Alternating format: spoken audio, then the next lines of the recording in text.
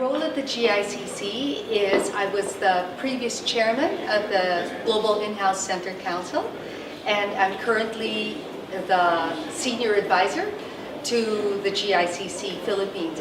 So our role at the GICC and our mission is to work collaboratively so that we up the game of shared services in the Philippines, not only for our individual companies, but to allow more firms from around the world to see all the great work that we're doing in the Philippines and decide to locate their shared services in our country. So the way we leverage technology now, it's very critical for all companies to work with RPA, rapid process automation, robotics, artificial intelligence, and all the different kinds of tools, because that is reinventing how we do our work. There is a lot of repetitive work that is being done in any operation, given the way we used to do things before, our legacy systems.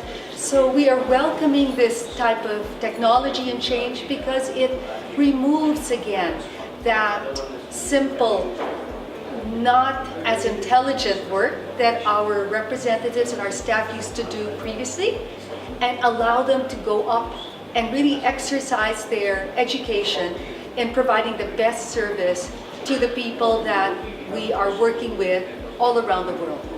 There have definitely been challenges with implementation of any kind of automation or robotics. This is, while it isn't completely new, it takes some time to understand what you should automate. The first gut reaction is, let's just do it. Let's just automate and let's just do something. But the whole point of using automation is you first must re-engineer the process, because if you're just going to automate sections of a process, but the process still doesn't lend itself to good customer satisfaction, so why are you doing that in the first place? And by the way, RPA takes time, it takes investment and money. So at the end of the day, what you want is a better net promoter score, customer satisfaction, and people who value the work. So automation is great, but you must look at it from two perspectives. Not only the person who is doing the work, who would welcome that automation, but the end customer who will be a recipient of that service. So you have to step back and say, okay, I'm not there to just automate and take away headcount from day one. Let me first take a deep breath, take a look at the customer journey, see how we can first improve that, fix what's broken. Once you got the customer journey set up where you're meeting the best customer service expectations, then you automate. Then, once you re-engineer the process. So I think those are some of the maybe more procedural issues. And from a technical issue, again, this is all new technology. Elon Musk recently just said that humans are underrated. And I love that quote, because one of the reasons he hasn't been able to meet his production schedule for his cars, his Tesla cars, is because he went straight into robotics in his factory. So he just automated too much. But as you know, in any kind of production or service, things crop up that technology can't automatically decide on. So it actually lengthened the process of his car automation. So if we learn from lessons like Elon Musk, we have to know when we use the human and when we use the technology. Talent management for the moment is key for all players. It doesn't matter if you're located in the Philippines, in the UK, the US, anywhere.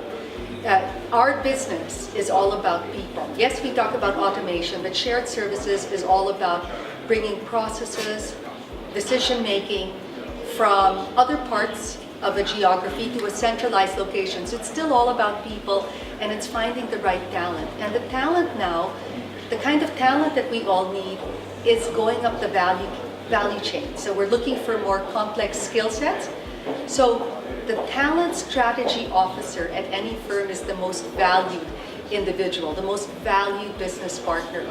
So we can't only look at buying talent in the market. You can't just readily recruit talent these days because of many of the different disruptions in technology are just happening at the same time. So if you're saying, oh, I need to find someone with 5 years of experience in AI, well, AI has only been around for just a short period of time. So you have to have a strategy of build as well as buy. So building talent, developing talent, so that you can meet the growing needs is critical. Also upskilling our current workforce that is used to maybe the processes the way they are now to where the processes will be in the future. That's key as well, because you already have people who understand the culture and the nuances of your business, and you do want to retain them.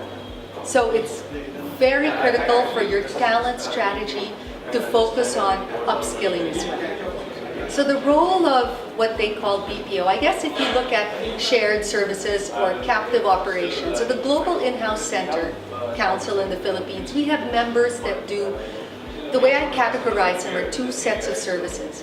One is your true corporate shared services, which would be finance and accounting, HR, technology, procurement, etc. So those are your corporate functions.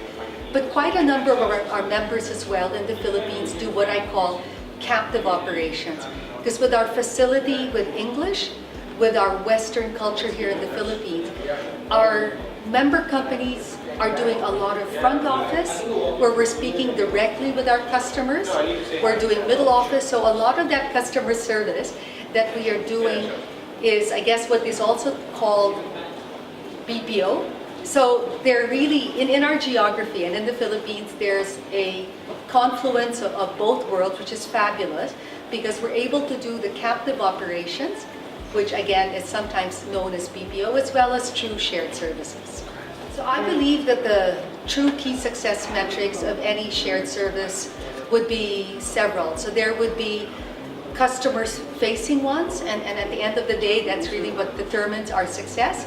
So that would be NPS, Net Promoter Score, is what most of us use now. So an NPS is a strict scorecard, because the way most of us measure NPS, it's your promoters less the number of detractors. So it is a tough scale.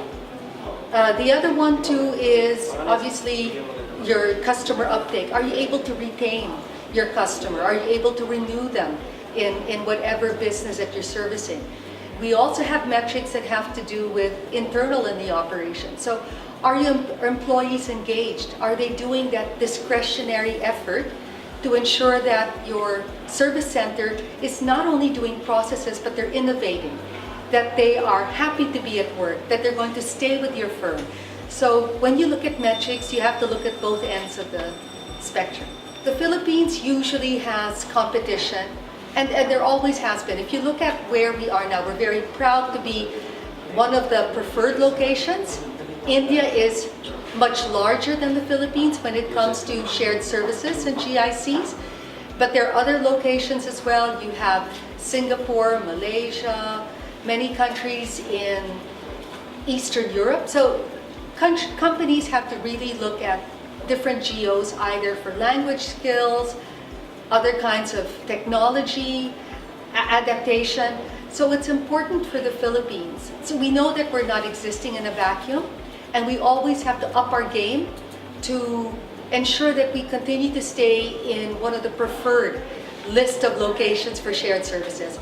So yes, there's always going to be competition. The Philippines isn't the only country that has the skills, but I do believe that we're uniquely positioned with 105 million Filipinos, our educational system, our Western culture.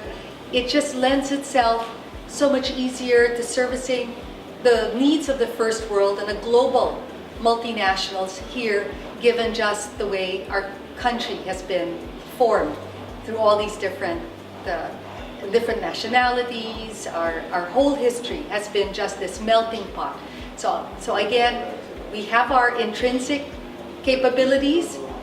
However, we can't stay complacent.